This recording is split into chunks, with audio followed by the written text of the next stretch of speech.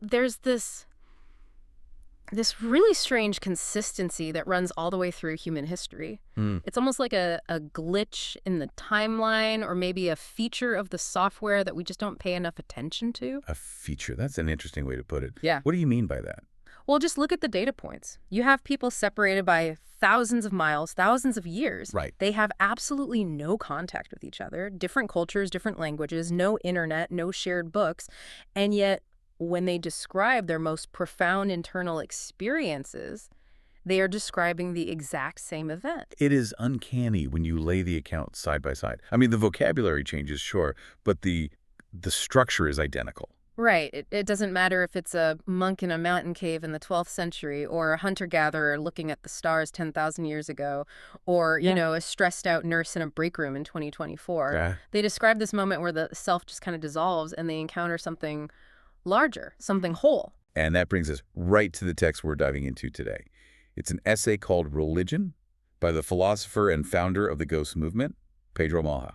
And I want to stop everyone right there. Do not hit pause. Don't check out. Please don't. Because when we see a title like Religion, we assume we're about to get a sermon or a theology debate, or we're going to argue about which team is right. Or a history lesson about wars and cathedrals. Exactly. And Malha is doing none of that. This isn't about dogma. It's about architecture.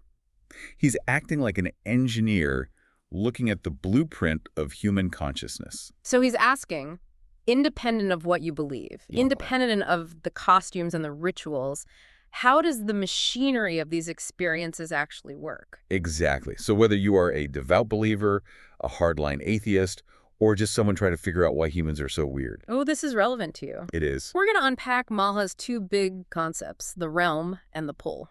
And the disclaimer up front, Malha is really explicit about this. His definition excludes no one. He isn't interested in specific historical figures or, checking your ID card at the door. Yeah. He's just looking for the patterns that sit underneath all the labels. If you are human, this applies to you. So let's get into that first big concept, the realm. Now, honestly, the realm sounds a bit, fantasy novel. It does. Like we're going to open a wardrobe and find Narnia or something. It does sound a bit dramatic, doesn't it? But Malha is using it to describe something very specific and surprisingly biological. Yeah. He isn't talking about a physical place you travel to. Okay. He's defining the realm as a specific state of being. A state of being. Okay, let's unpack that. So it's a shift in how your ordinary perception organizes itself. You know how you usually move through the world. Yeah. You are you, distinct from the chair you're sitting in, distinct from the traffic noise outside. Right, there are boundaries. I am here, the coffee cup is there, and never the twain shall meet. I am a distinct entity protecting my perimeter. Exactly. In the realm, Malha argues that those boundaries, they loosen. He describes it as a moment where time seems to either stretch out infinitely or just collapse entirely. Mm-hmm. Pattern recognition spikes. The self becomes porous. Porous is such a great word for it. It's like the filter that usually keeps me separate from everything else just drops for a second. Precisely. Malha says the world feels whole. And the fascinating part is the translation. If a religious person feels this, they say, I felt God. Mm-hmm. If a secular person feels this, they might say, I felt a connection to the universe, or I was in a deep flow state. But Malha's point is, look at the architecture. The underlying structure. Yes. The structure of the experience is identical. Okay, but here's where I struggle a bit. Yeah. Usually when we hear about these states, we assume you have to earn them, 20 years of silence in a monastery or fasting in the desert until you hallucinate. It feels accessible only to the pros. That's the elite athlete version of spirituality. Yeah.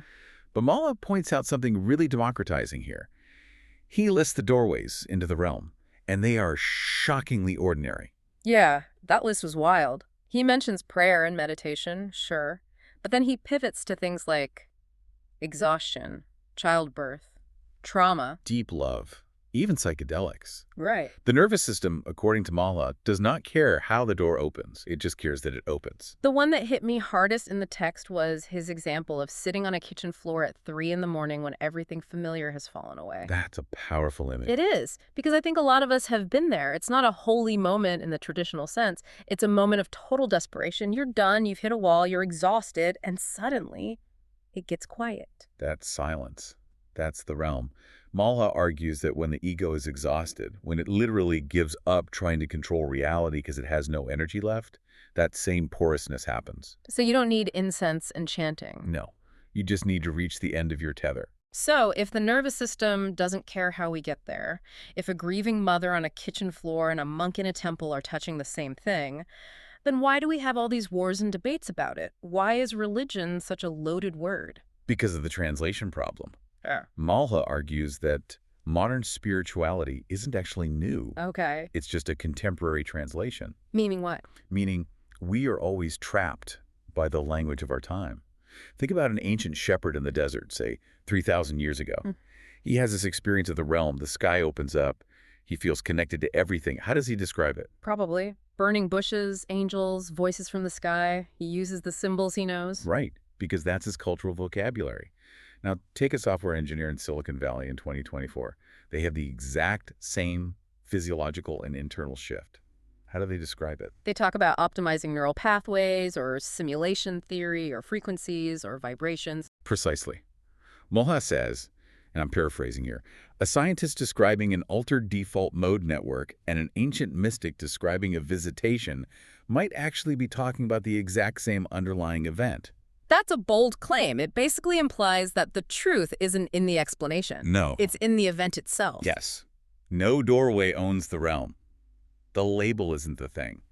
And this is why Malha says his definition excludes no one. You don't have to sign up for the shepherd's vocabulary to have the shepherd's experience. However, and this is a big however, Malha drops a warning here. And I think this is crucial because we tend to romanticize these experiences. Oh, absolutely. We think, oh, if I had that enlightenment moment, I'd be a saint, I'd be perfect. And Malha says, absolutely not. He calls it exposure, not virtue. This is one of the most important takeaways from the entire essay. Entering the realm, having that feeling of oneness, it doesn't make you a better person. Right. It just exposes you to a wider reality. Which explains the guru problem. Guru problem. You know, those stories we hear constantly. A spiritual leader who has incredible insights, writes beautiful books about love and unity, but then you find out they were abusive to their students or stealing money. Right. It's always so confusing. Like, were they faking the insight? Malha would say no, they weren't faking the insight. They really touched the realm. But the experience grants no moral authority. So you can have a profound spiritual opening and still be a narcissist. You can touch the infinite and still be petty. Yes. That is actually really relieving. Well, it separates the wow factor of the experience from the character of the person. Exactly. What you do after the door opens, that's the real work. Yeah. That's where character comes in. Okay, so that's the realm, that's the personal experience. But how do we get from, I had a moment on my kitchen floor, to here is a giant stone building with a hierarchy of priests and 1,000 rules? Right. Because that feels like a massive leap. This is Malha's origin story of religion. And he flips the usual narrative.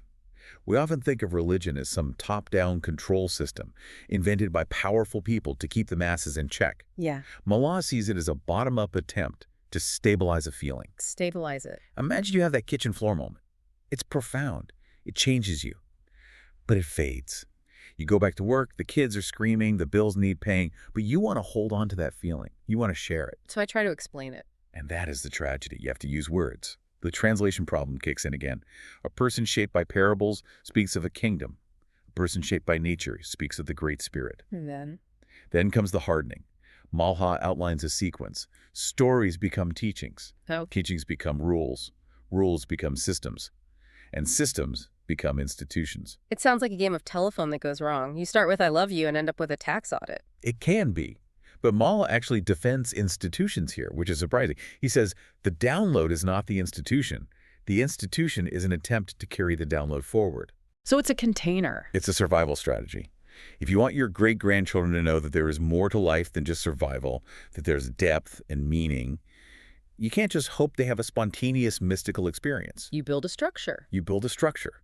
You create rituals to induce it. You tell stories to preserve it. It's about continuity. It's about not letting the fire go out. Right. But there is a risk. And we see this everywhere. The container becomes more important than the content. Exactly. Over generations, people inherit the map, the ritual, the prayer, the outfit, but they never visit the territory. They don't touch the silence beneath it. They hold the menu, but they never eat the food. Perfect analogy, which is why I guess people leave.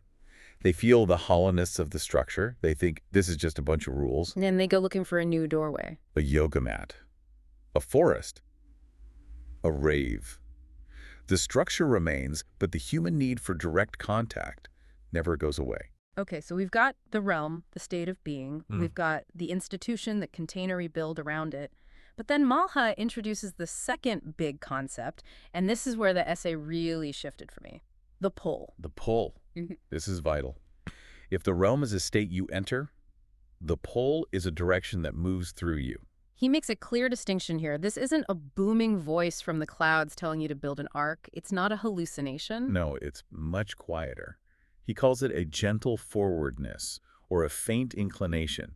It's an orientation. Orientation is a good word. It's like a compass needle spinning and then just settling. Think about the examples he gives. They're so relatable.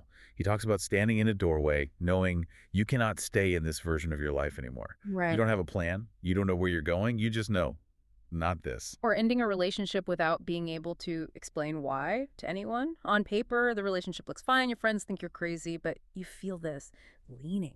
Leaning. That's the sensation of the pull. It's what keeps you moving when logic says stop. It's that nagging sense that the story isn't over yet. Maha uses this really beautiful analogy about a tree to explain how this works. Yes. He writes, a tree does not grow because it wants to. It grows because it is pulled upward by something it cannot see. That stops me in my tracks every time. Because we live in a culture of striving, you know. Set a goal, crush the goal, manifest your destiny. Yes, my will, my power. This is the opposite. This isn't pushing, it's being pulled. It removes the ego from the equation. You aren't the CEO of your growth. You're a participant in it. It takes the pressure off. You just have to follow the inclination. But, and Malha is very firm on this, the pull is structural, not benevolent. Not benevolent. That's a tough pill. We want our spiritual guidance to be warm and fuzzy. We want it to lead us to a pot of gold and a comfortable retirement. But growth rarely feels safe. The pull is concerned with your unfolding, not your comfort. Right. It might pull you away from a safe job. It might pull you out of a comfortable marriage. It might pull you into a really difficult period of life because that is where the growth is. It's almost ruthless in that way. It is. It's simply the force of life moving forward. Malha writes that the realm widens your awareness, but the pull tilts it. It creates the gravity for your life's narrative. So we have these high-level concepts, the realm, the pull, but Malha lands the plane in a really interesting place. He basically says, if you want to understand all of this, if you want to know what religion actually is in this structural sense, just look at love. This is the love as meeting place section. And it's brilliant because it strips away all the woo-woo language. How does he equate love with religion? Well, look at the mechanics. Malha argues that love operates exactly like this religious structure we've been discussing. When you truly love someone, a partner, a child, a parent, what happens to your sense of self? It loosens. It's not just about me anymore. My boundaries get blurry. Right. You enter the realm, your ego gets porous, and then what do? You act. You care for them. You wake up at 4 a.m. to feed the baby when every cell in your body wants to sleep. You sit in the hospital room for days. That's the pull.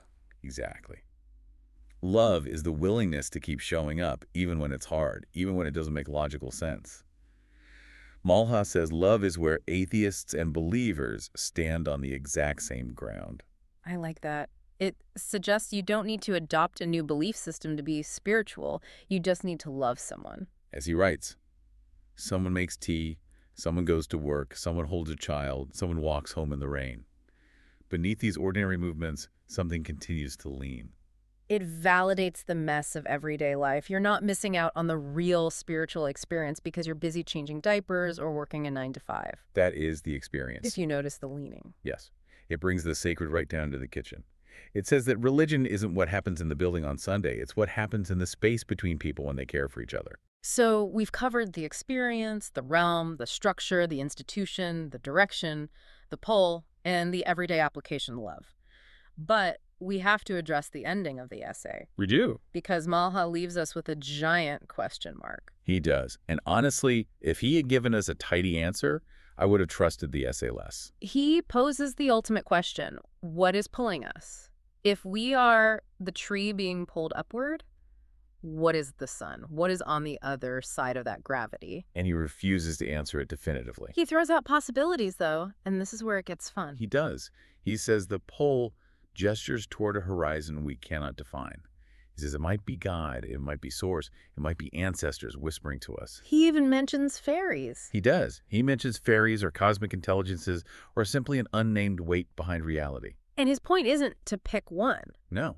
His point is that the essay and the human experience doesn't get to look behind the curtain. The pole keeps reality open. He doesn't close it with a final answer. It leaves us standing at the horizon. Exactly. We feel the pressure. We feel the movement. We know we're being moved. But whatever lies beyond is untouched by our doctrines or our definitions. It is the unknowable depth. It is. It's terrifying, but also kind of exhilarating. We are being moved by something, but we don't get to know what it is. We just have to trust the movement. Trust the gentle forwardness. Whether you think it's God or physics or fairies at the bottom of the garden, the phenomenon is the same. You are being pulled. So for everyone listening, what do we do with this? We aren't telling you to join a church, and we aren't telling you to quit your job and move to the woods. No. I think the invitation of Mala's work is simply to pay attention, to notice your own architecture. Yeah. Notice when the world feels porous. Notice when the world feels porous. Notice when you feel that subtle leaning in your gut. And recognize that when you love, or when you're just staring out a window, or even when you're heartbroken on the kitchen floor, you are participating in something ancient. You are part of the pattern. Whether you call it biology or divinity, the pattern holds. I think that is a beautiful place to leave it. We've unpacked the realm, the pull, and the beautiful mystery of the horizon. It's a lot to sit with. It is. I know I'm going to be looking at my kitchen floor moments a little differently from now on. They might be the most important moments you have. Thank you all for listening to this deep dive on Pedro Malha's religion. We hope it gave you a new lens to look at your own life, your own leanings, and the structures around you. Keep asking questions. Keep exploring the territory. And we'll catch you on the next deep dive.